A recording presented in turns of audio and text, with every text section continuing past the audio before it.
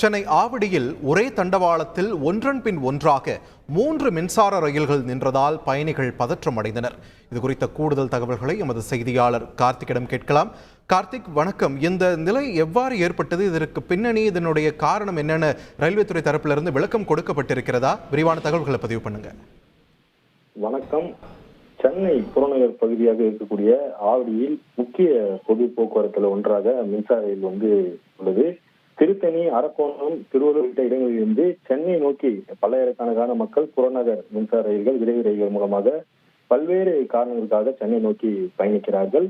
இந்த நிலையில பட்டாபுரம் இந்து கல்லூரி ஆவடியிலேயே ஒரே தண்டவாளத்துல அடுத்தடுத்து ஒன்றன் பின் ஒன்றாக 3 ரயில்கள் நின்ற சம்பவம் பயணிகளிடையே அதிர்ச்சியை ஏற்படுத்தியிருக்கிறது.